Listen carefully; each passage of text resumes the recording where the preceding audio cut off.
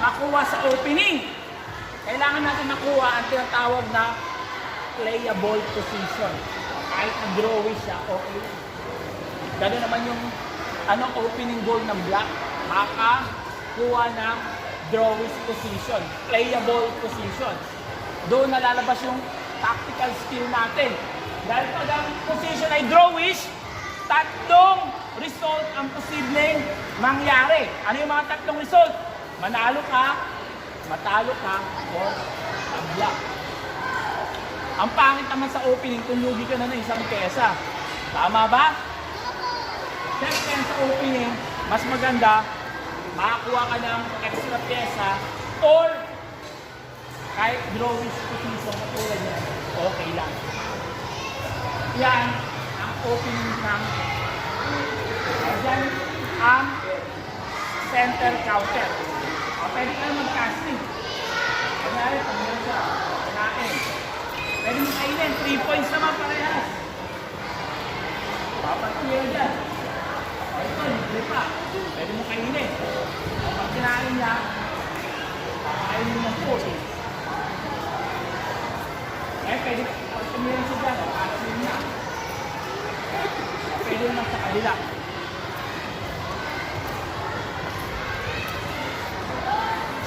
Pwede bang magkasi yung kaliwa kanan? Pwede. Pwede.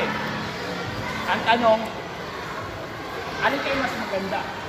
Ang sagot, depende sa dahil kung nagkasling ka rito, ang mangyayari dyan, ang tawag dyan, positional battle. Para magpo-position na kayo ng pyesa.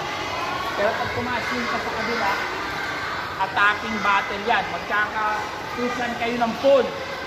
Mag-destroy kayo ng mga king territory. Ngayon, depende sa player. May mga player na gusto lagi umatake. Kasi dito yung gusto lagi umatake. Yun yung spirit ng champion. Yung umatake madalas. Kasi yung gusto ng position lang. Ayaw na magulo. Ayaw na mahirap na position. Ayun yung simple lang. Ang tawag dyan, pag nag-casting ka dyan, positional battle, positional approach sa chess. Pero pag dito ka nag-casting, yan, at yung tawag na attacking battle. Malalaman nyo naman yan, pag magaling kayo sa tactics, pag nag-solve kayo ng puzzle. Yung mga magaling mag-solve ng puzzle, yan, magka-casting yan ng point side. Atakuan yan. Kaya number 1, ano ba number 1 para gumaling sa chess? Number 1, yung tactics. Dahil yung tactics, ma-apply mo sa opening, middle game, saka end game. Yung mga strategy, opening, end game, halos magkaka-equal na yan. Dahil yung opening, kailangan din ng tactics. Strategy, may tactics. End game, may tactics. Ito ang center counter. Magkaroon pa tayo ng isa. Ang center counter ba, coach? Opening ng mga world champion? Hindi. Pero ginagamit naman siya minsan. Ngayon, aralin natin yung karukan. Karukan, opening ng world champion.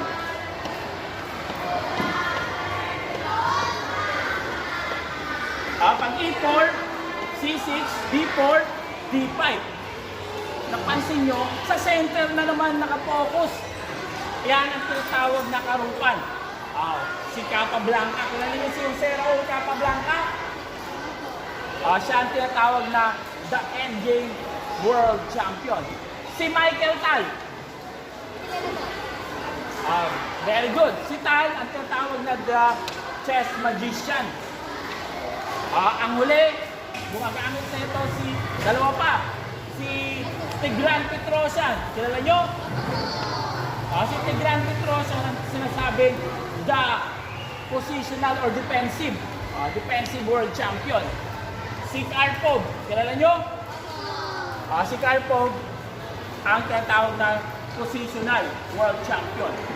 Yung apat na yon, ang opening nila, karukan. Sige. Ano yung kailangan i-move ng white? Tingnan natin kung paano yung approach yung maglaro ng chess. Ano kaya maganda yung move ng white? E5. Reasonable naman dahil magkakaroon ka ng extra space. Ano pa?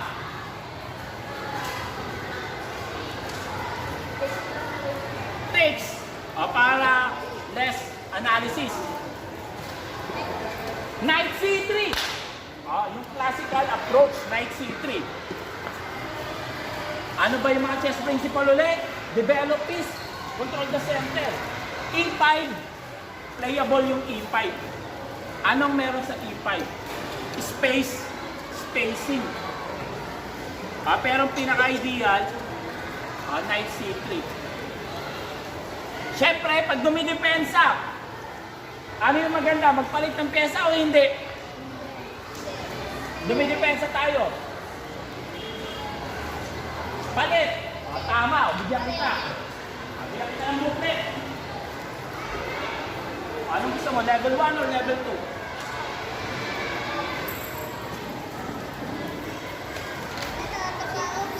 Level 1. Pag dumidepensa tayo, mas maganda ipalit ang pyesa. Siyempre, yung mga pyesa ng kalaban pang umaatake. Lalo lalakas yung atake niya kung maraming pang-atake. Tama ba? Pag konti yung pyesa, konti lang yung atake, mas mahina. Siyempre, pag dumidepensa tayo, kailangan natin ipalit ang mga pyesa. Pagkain niya, kain, parang yung space, maluwag, lumuwag yung space. Pero ano yung advantage naman ng white? Na-develop niya na yung knight. At tapos, bishop. Anong meron sa bishop? Develop piece which threatens something. Hindi lang basta move. May threat pa, may purpose. Dapat ganyan ang mga move natin. Very logical. Develop, threatening, bishop takes knight. Ano yung kailangan i-move ng bishop D3? Bishop D3. F3. White na. Bishop D3, naiwanan yung pawn, libre. Pero pwede yan, actually, pwede mo naman yan. Ang kakibat niya, pag kinain, meron kang tempo na naman, development. Pag tumira ka ng pawn, ito, hindi siya logical. Bakit? Tingnan mo pag nag-castling ka, magkakaroon ng access para takihin yung king mo. Okay ba yon? Magkaroon ng access para takihin yung king mo? Hindi. Maganda close siya. Dito ang pinakamaganda yung knight. Coach, don't move the same piece. Yes. Pero ganun din naman yung black. Yung bishop. Sige. Coach, mali yata, coach. Dinibel, sabi mo, huwag natin i-move yung same piece.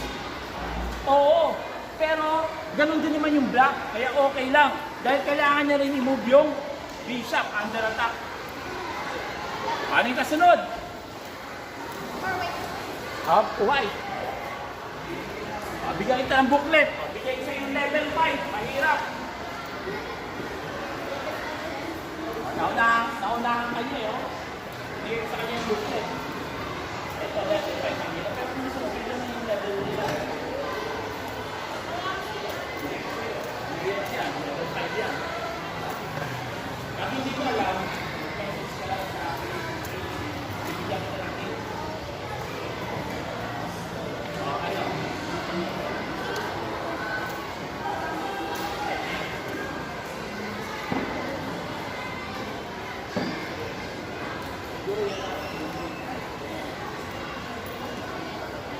Pero ang buhay yung iba.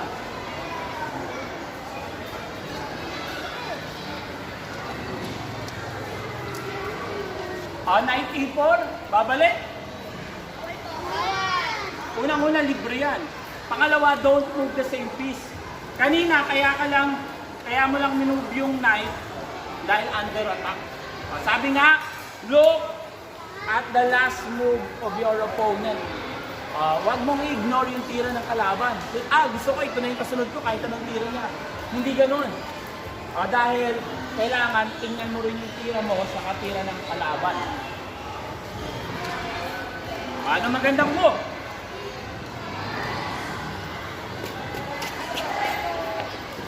Knight to E2. Kaso harangan mo yung bishop. Bigay. Ito bigay ko sa'yo. Level 2. No, level 3. Yung level 3, halos parehas lang mo. Teka, libre lang yan. Ano maganda yung tira ng white? Bishop D3. E3. C, walang C. Baka D or E. Booklet. Ano gusto mo? 1 or 2? 1. Mga moves. Saka checkmate.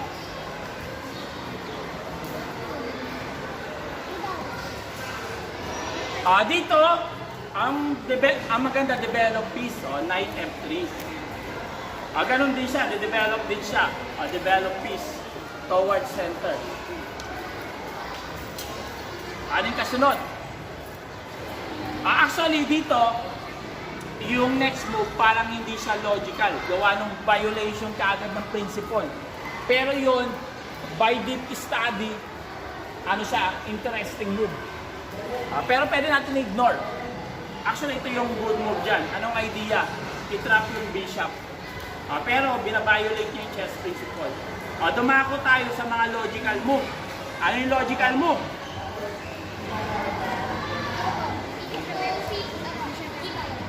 Bishop G5. Bishop C4. Ano yung mga logical move? Ang number 1 choice ng white ay H4 para i-trap yung bishop. I-ignore natin dahil coach, illogical naman bakit sa corner. Bishop G5, Bishop C4, ano pa? Actually, yung dalaw na yon, okay yon. Pwede. Pwede.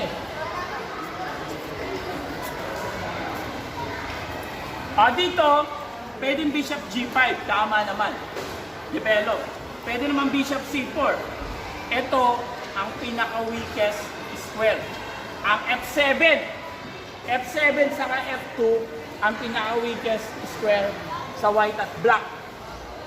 Bishop D3, para kontinyahin mo yung malakas na bishop. Okay yan. Paano pag kinain? May mga hindi pa sumasagot. Sige, ikaw. Anong gagamitin mo? Pawn or queen? Anong gagawin mo?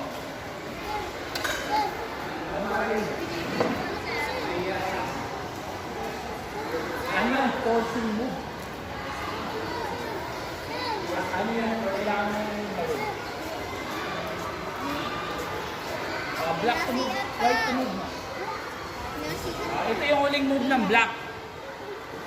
Para ano mo? Yan, pumira yung black. Yan ito. Ano yung kailangan gawin ng white? Ano kailangan gawin ng white?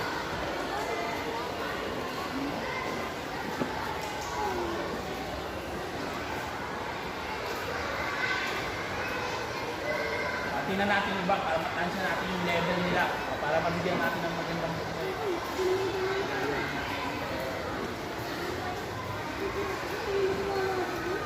yung nasa number 2, pupunta sa D3. Ganon. Tama ba? Agree ba kayo? Yung number sa C2 daw, pupunta sa D3. Tama ba? Tama? Sino yung hindi agree? Tama ba yung pawn ang gamitin? Pagkain ng bishop? Lahat agree? Hindi. Sino pa? Sino hindi agree? Isa lang? Yung dalawang marunong na. Agree ba?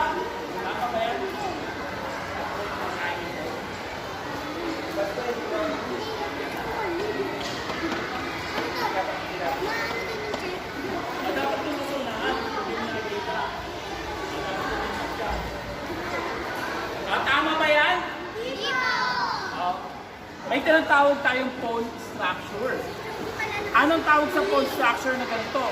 Double pawn. Pag ang isang pawn inatake, makakaprotekta ba yung isa? Hindi. Kung kailangan natin i-avoid yung ganyan, kailangan natin i-avoid. Pero may mga cases na hindi talaga dahil anong pipiliin natin? Yung double pawn o yung wala tayong isang bishop? Siyempre, yung double pawn. Pero dito, pensado ba na bishop na pawn na yung pangkain? Hindi. Ibig sabihin, may option pa tayo. Mas okay yung queen. Coach, wag na lang kaya kainin. Tama ba yun? Mali. Unang-una kinain na yung bishop ko. Hindi ka na isang bishop. Unang-una, i-avoid natin yung loss ng material. Kung hindi natin ma-avoid, i-avoid naman natin yung damage ng pawn structure, yung mga double pawn. Kapag tayo yung black, ano yung kailangan natin gawin? Develop the knight, very good. Develop the bishop. Dito mas active, dito pangit. Dito passive, active, dito okay. Dito yung pinaka-active.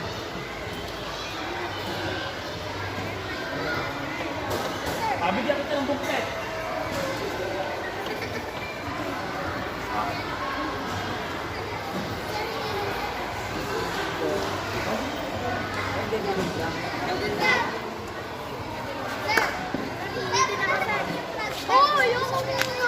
Ito opening. Ganito maglaro ng opening.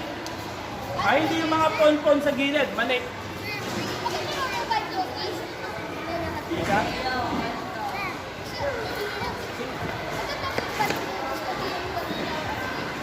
Okay naman yung London. Ano pa yung kailangan natin gawin? Tayo yung black. Yung mga hindi pa sumasagot. Ikaw. Para magkaroon ka ng booklet. Para alam ko kung ano ibibigay ko sa yung level. Isa pang opening, maglalaro na tayo. Laro-laro na. Titingnan ni coach. Pwede ko mag-try. Anong kailangan gawin ng black?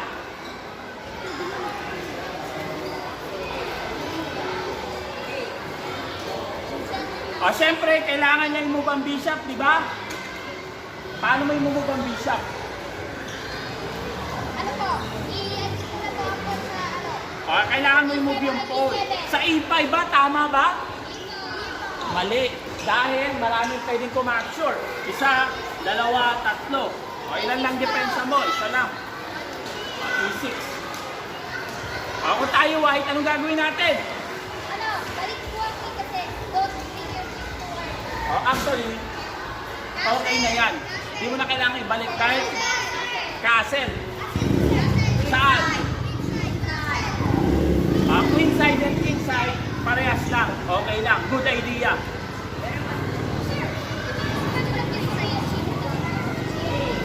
Yung queen, okay na yan. Pag binalik mo, gagalaw mo ulit mamaya, pangit. Anong tira ng black? Kung tayo yung black, anong kailangan natin gawin? Ikaw, anong gagawin natin sa black?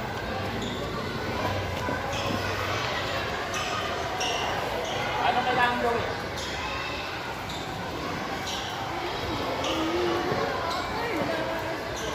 Ano yung mga chess principles? Develop pieces, castle early. Look at the last move of your opponent.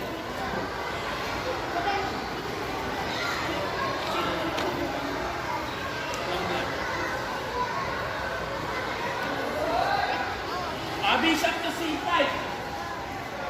Agree ba kayo? Bishop to C5?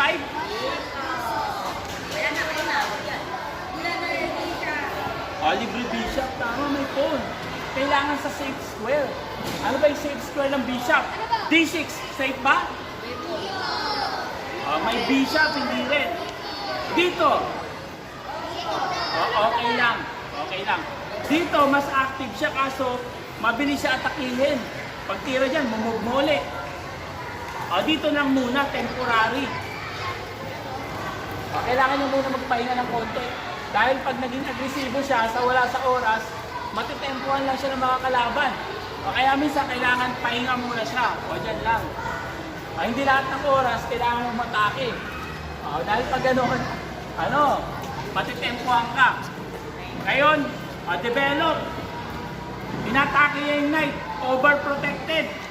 Hasling. Kinain niya, kain. Tapos King B1.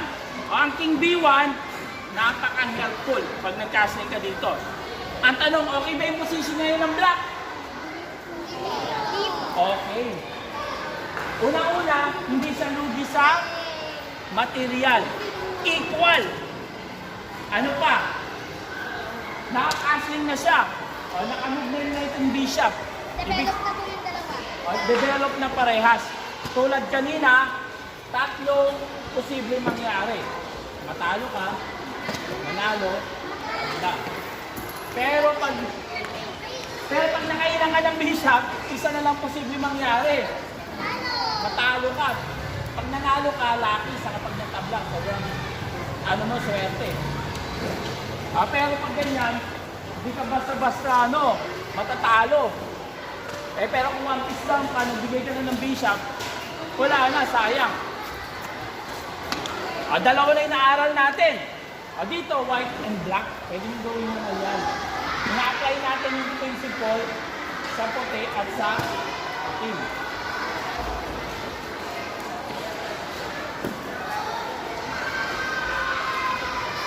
Ngayon, yung isa, yung pinakahuli natin aaralin.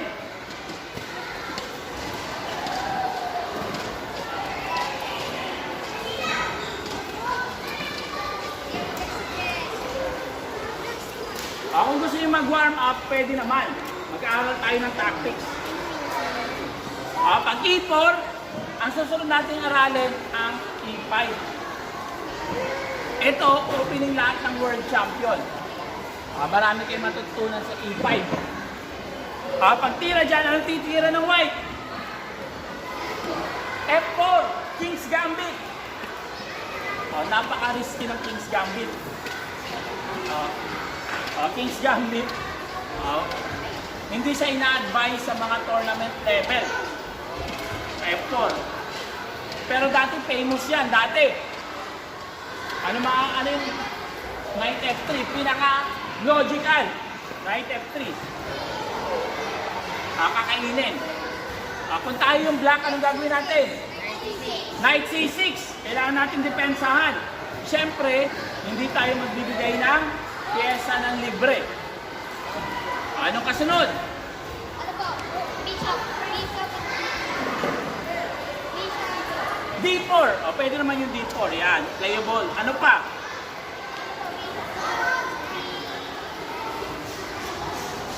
Pwede. Bishop D3. Agree? Mali. Bad move. Bakit bad move ang Bishop D3? Bakit mali? Dinevelop niya naman, magkakaslim na. Bakit kaya mali ang Bishop D3? Bakit mali? Bigyan ko kayo ng level 1. Halos lahat kayo mayroon. 20 plus din ako dito.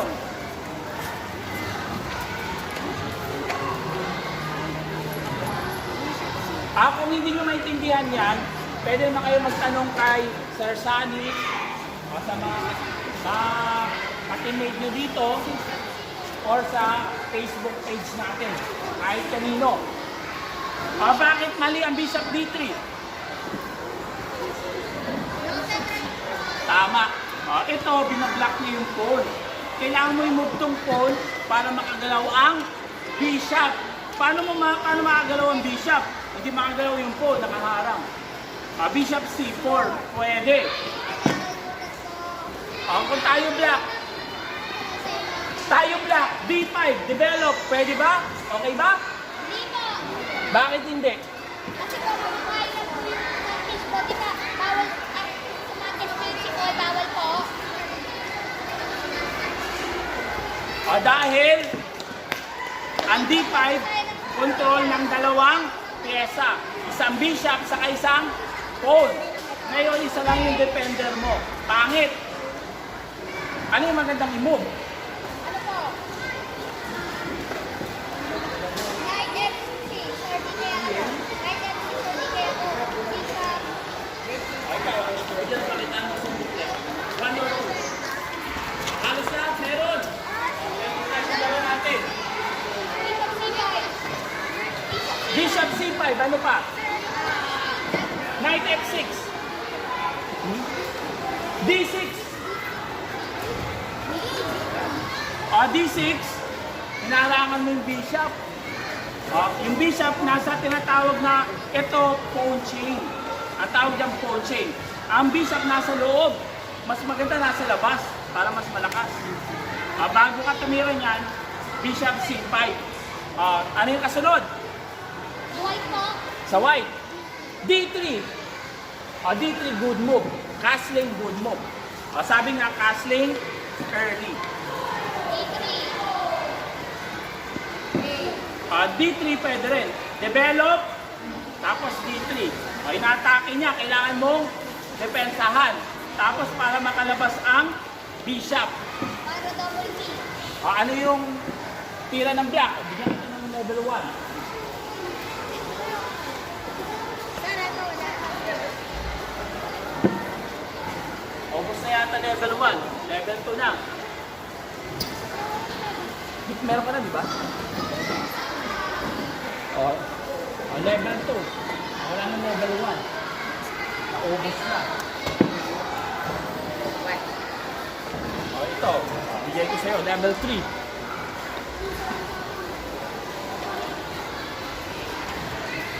Anong kailangan tira ng black?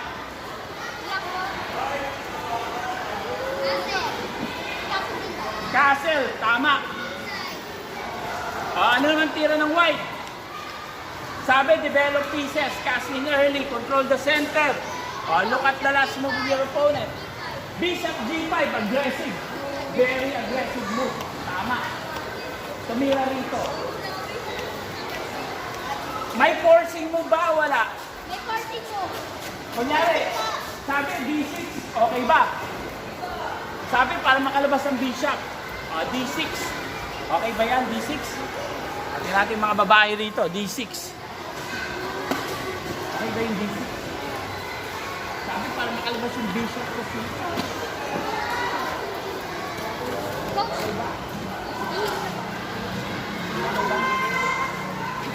Okay.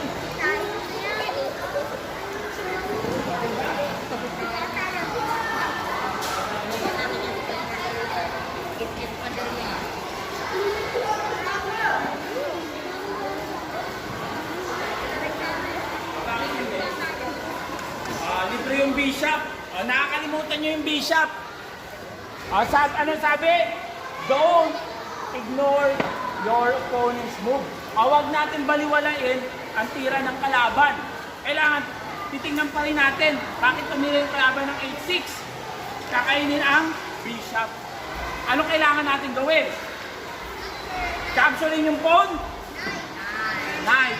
Okay lang, capturein yung knight. Pwede naman bumalik, walang problema dito. Para pin pa rin. Capturein. Anong kailangan natin gawin? Anong kailangan natin gawin? Capturein ng pawn? Queen, tama. Queen, dapat. Pag pawn, at yan, triple negative effect. Unang-una, double pawn. Pangalawa, yung king mo, exposed. Ito pa, isolated. Double pawn, isolated. Yung king mo, exposed. Kaya dapat queen. Anong kailangan move ng white? Pagkatapos na ito, pwede na kayo maglaro. Yung gusto mag-solve ng puzzle sa booklet, pwede rin. Pagkatapos na ito. Anong kailangan i-move?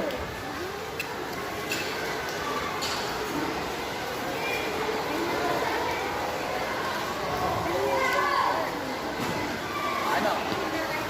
Knight C3, tama. Ano nga sabi? Develop the worst piece. Develop your knight and bishop. Kailangan i-move mo yung knight sa bishop. Ganon din yung ganon din yung black develop. Pero mas maganda, prevention is better than cure.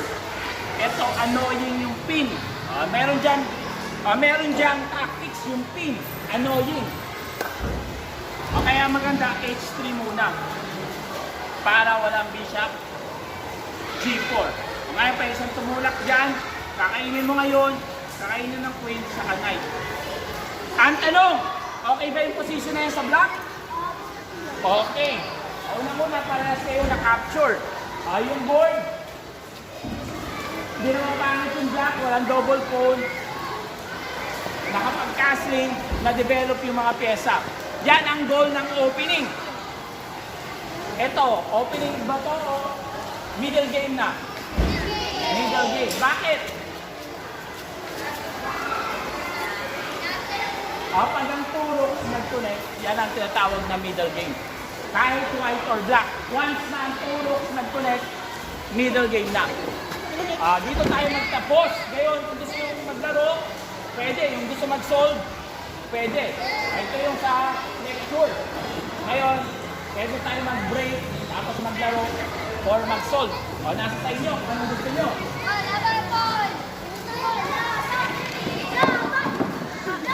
Sino yung walang booklet? Meron pa rito.